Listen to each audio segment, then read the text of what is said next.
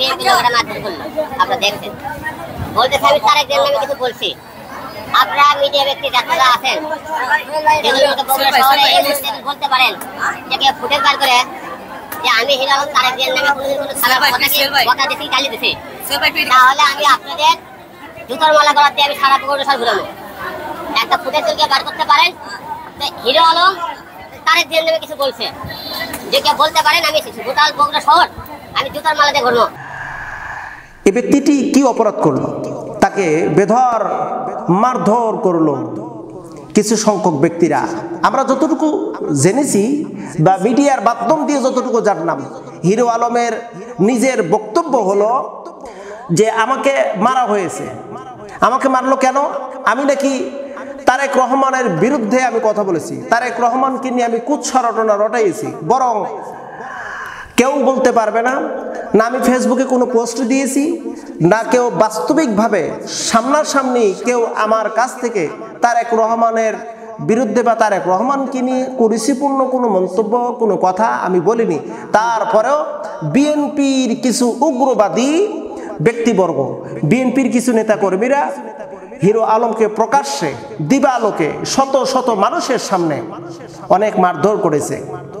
Hero আলমের অভিযোগ, আল্লাহ পাক রব্বুল আলামিন বললেন ইন্নাল্লাহা লা ইয়াহদিল কওমাজ জালিমিন। আল্লাহ পাক বলেন নিশ্চয়ই জালেম সম্প্রদায়কে কখনোই হেদায়েত করবেন না। ইন্নাল্লাহা লা ইয়াহদিল কওমাজ জালিমিন, জালিম সম্প্রদায়কে আল্লাহ পাক কখনোই হেদায়েত করবেন না। জালিম তো হলো সেই ব্যক্তি, প্রক্ষান্তরে জালিমের বিপরীত আরেকটি শব্দ হলো সে হলো মাজলুম। জালিম এবং মাজলুমের মধ্যে পার্থক্য হলো অন্যায়ভাবে যারা জুলুম করে তারা হয় জালিম, আর যারা অন্যায়ভাবে জুলুমের শিকার হয় তারা হলো মাজলুম। আল্লাহর নবী বলেন মাজলুমদের দোয়া কবুল হয়, যত সংখ্যক ব্যক্তিদের দোয়া কবুল হয় তার মধ্যে হলো মাজলুম ব্যক্তির দোয়া। মাজলুম ব্যক্তি যদি কোনো বদদোয়া করে, আল্লাহ রাব্বুল আলামিন হাদিসে কুদসির মধ্যে বলেন আমার ইজ্জতে লাগে মাজলুমের দোয়া কবুল না করে আমি ক্ষান্ত থাকি না। এই জন্য খবরদার রাসূল বলেন আমার উম্মতরা তোমরা কারোর উপর জুলুম করো না। এই জন্য রাসূল বলেন আল মুসলিমুনা মান সালিমাল মুসলিমুনা মিন লিসানিহি ওয়া ইয়াদিহি, প্রকৃতপক্ষে মুসলমান হলো ওই ব্যক্তি যার জবান এবং হাত দ্বারা অপর মুসলমান নিরাপদ থাকে। যদি কোনো মুসলমান তার হাত আর জবান দ্বারা যদি কোনো ব্যক্তি নিরাপদ না থাকে, ওই ব্যক্তি কখনোই মুসলিম নয়, বরং সে জালিমের অন্তর্ভুক্ত হয়ে যাবে। দুঃখজনক হলেও সত্য কথা, আমরা সহজেই সত্যটাকে মেনে নিতে পারি না, সত্য কথাকে আমরা সহজেই গ্রহণ করতে পারি না। যদি এই কথাটা আমার বিরুদ্ধে চলে যায়, দলের বিরুদ্ধে চলে যায়, দলের নেতার বিরুদ্ধে চলে যায়, দলের অন্যান্য ব্যক্তিদের বিরুদ্ধে যদি চলে যায়, আমরা সহ্য করতে পারি না, বরং যে বিরোধীমূলক কথা বলল তার সঙ্গে আমরা খারাপ আচরণ করে থাকি। বাস্তবিক দৃষ্টান্ত হলো বগুড়ার একজন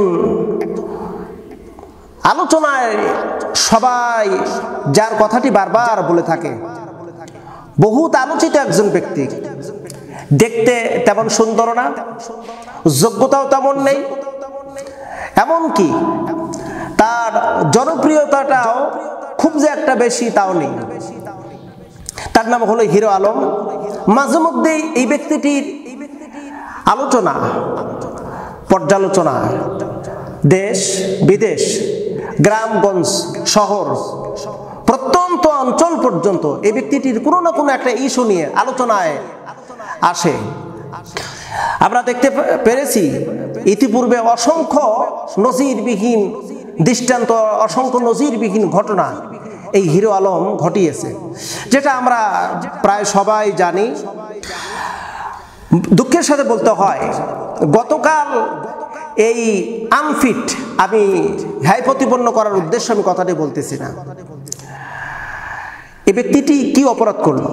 তাকে বেধড় মারধর করলো কিছু সংখ্যক ব্যক্তিরা, আমরা যতটুকু জেনেছি বা মিডিয়ার মাধ্যম দিয়ে যতটুকু জানলাম, হিরো আলমের নিজের বক্তব্য হলো যে আমাকে মারা হয়েছে। আমাকে মারলো কেন? আমি নাকি তারেক রহমানের বিরুদ্ধে আমি কথা বলেছি, তারেক রহমানকে নিয়ে আমি কুৎসা রটনা রটাইছি। বরং কেউ বলতে পারবে না, না আমি ফেসবুকে কোনো পোস্ট দিয়েছি, না কেউ বাস্তবিকভাবে সামনাসামনি কেউ আমার কাছ থেকে তারেক রহমানের বিরুদ্ধে বা তারেক রহমানকে নিয়ে কুরুচিপূর্ণ কোনো মন্তব্য, কোনো কথা আমি বলিনি।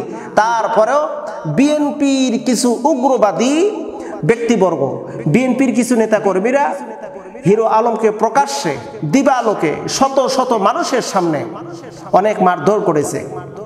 হিরো আলমের অভিযোগ আমরা যেটা দেখেছি, তিনি বলতেছেন যে আমরা বিগত ফ্যাসিবাদী স্বৈরশাসক, স্বৈরতন্ত্র, বাংলাদেশের সর্বশ্রেষ্ঠ জালিম, এত বড় জালিম, তাকে আমরা বাংলাদেশের গণ অভ্যুত্থানের মাধ্যম দিয়ে তার পতন হয়েছে, সে দেশ থেকে বিতাড়িত হয়েছে। তা আমরা দেশটাকে স্বাধীন করলাম, কিসের স্বাধীনতা আমরা উপভোগ করলাম? আমাদের কোনো বাক স্বাধীনতা নেই। যেখানে আওয়ামী লীগের মতন শাসক গোষ্ঠীরা, জালেম গোষ্ঠীরা বিতাড়িত হলো, আর এক শাসক গোষ্ঠী প্রস্তুত হচ্ছে মানুষকে জুলুম করার জন্য। এটা হলো হিরো আলমের অভিযোগ। তিনি বিএনপি এবং বিএনপির নেতাকর্মীদেরকে তিনি এ সমস্ত কথা বলেছেন। কারণ হলো তাকে মারধর করেছে। মারধর করার কারণ হলো তাকে নাকি, সে নাকি তারেক রহমানের বিরুদ্ধে বক্তব্য দিয়েছে, বিএনপির বিরুদ্ধে বক্তব্য দিয়েছে। হ্যাঁ, তবে আমরা এতটুকু দেখেছি যে রুহুল কবির রিজভির বিরুদ্ধে কিন্তু হিরো আলমের একটি মামলা ছিল। গোটা বাংলাদেশের এই বিষয়টাকে নিয়ে ব্যাপক একটি হাস্যকর একটি ঘটনা, চাঞ্চল্যকর এবং হাস্যকর একটি ঘটনা। কেন রুহুল কবির রিজভির বিরুদ্ধে কেন হিরো আলম মামলা করলো? সে মামলা করলো মানহানির মামলা। মামলা করার কারণ হলো রুহুল কবির রিজভি হিরো আলমকে এখন যেভাবেই বলেছে, হয়তোবা হ্যাঁ প্রতিপন্ন করার উদ্দেশ্য বলেনি। রুহুল কবির রিজভি বলছিল যে হিরো আলম একজন আনফিট ব্যক্তি। আনফিট ব্যক্তি কিভাবে রাজনীতির মসনদে আসে, কিভাবে সে রাজনীতি, সে নেতৃত্ব পাওয়ার আশায় নির্বাচন করে, সে আনফিট। এই কথাটাকে নিয়েই হিরো আলমের ইকোতে লাগে, সে মানহানির মামলা করে রুহুল কবির রিজভির বিরুদ্ধে। আমরা এটা দেখেছি। তবে এটা কতটুকু সত্য, হিরো আলম সে নিজেও নাকি বলেছে, এখন কতটুকু সত্য জানি না। যে সোশ্যাল মিডিয়াতে যে বিষয়টা নিয়ে আলোকপাত হচ্ছে তা হলো হিরো আলম নাকি বলেছে রুহুল কবির রিজভির বিরুদ্ধে যে মামলা আছে, মামলা আমি উড্ড করব যদি সে আমার কাছে ক্ষমা চায়। তো আমরা এই কথাটার পক্ষপাতিত্ব না, কেননা কারণ রুহুল কবির রিজভি আর হিরো আলমের মতন ব্যক্তি, দুইজন ব্যক্তি এক মানে মানদণ্ড করা যায় না। রুহুল কবির রিজভির মতন মানুষ আসবে হিরো আলমের কাছে ক্ষমা চাইতে, আর সেই এই কথাটা বলবে কেমন করে? মূল বিষয় হলো এখানে জালিম এবং মাজলুম, এই দুইটি বিষয় নিয়ে আমার আলোকপাত। আমরা কেন জুলুম করব? হ্যাঁ, একজন যদি অন্যায় কোনো কিছু করে থাকে, অন্যায় কোনো কিছু বলে থাকে, তাহলে আইন আছে, আদালত আছে, আইন আদালত তার বিচার করবে। আমি আপনি তো নিজ হাতে আইন তুলে নিতে পারি না, আমি কারোর উপর জুলুম করতে পারি না। নবীজি সাল্লাল্লাহু আলাইহি সাল্লাম বলেন, তুমি যদি এক সরিষা পরিমাণ যদি কারোর উপর জুলুম করে থাকো, এক সরিষা পরিমাণ যদি তুমি জুলুম করে থাকো, কিয়ামতের ময়দানে আল্লাহ তোমাকে জালিমের অন্তর্ভুক্ত করে তুলবেন। অতএব সতর্ক, সাবধান, সাবধান। আমার দ্বারা, আপনার দ্বারা হাত এবং মুখ, কলমের সিগনেচার অথবা চিন্তা চেতনা, মৌন সম্মতি, জ্ঞান, বুদ্ধি, বিবেক দ্বারা অপর কোনো ব্যক্তি যেন মাজলুম না হয়। কারণ মাজলুমের নিঃশ্বাস পৃথিবীর ভিতর সবচেয়ে ভয়ঙ্কর নিঃশ্বাস। মাজলুমের কথা, মাজলুমের বদদোয়া পৃথিবীর ভিতর সর্বশ্রেষ্ঠ বদদোয়া।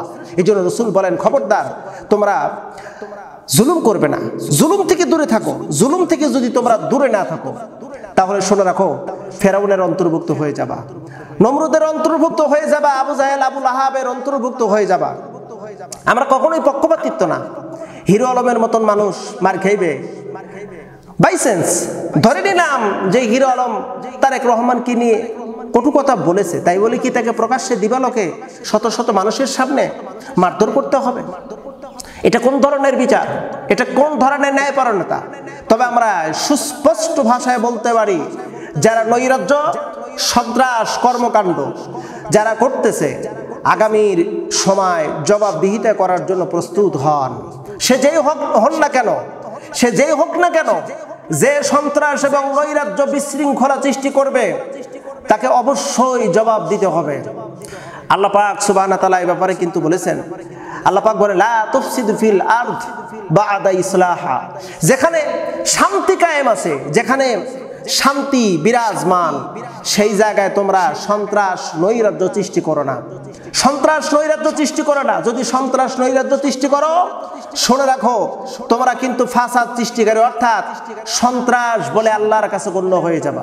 আর সন্ত্রাস বলে যদি আল্লাহর কাছে গণ্য হও, কিয়ামতের ময়দানে আল্লাহ সুবহানাহু ওয়া তাআলার কাছে আল্লাহ সুবহানাহু ওয়া তাআলা কিন্তু তোমাদেরকে ধরবেন আর জবাবদিহিতে নেবেন। আর এর জন্য জাযাও হবে ফাজাযাউ জাহান্নাম, শাস্তি হবে জাহান্নাম।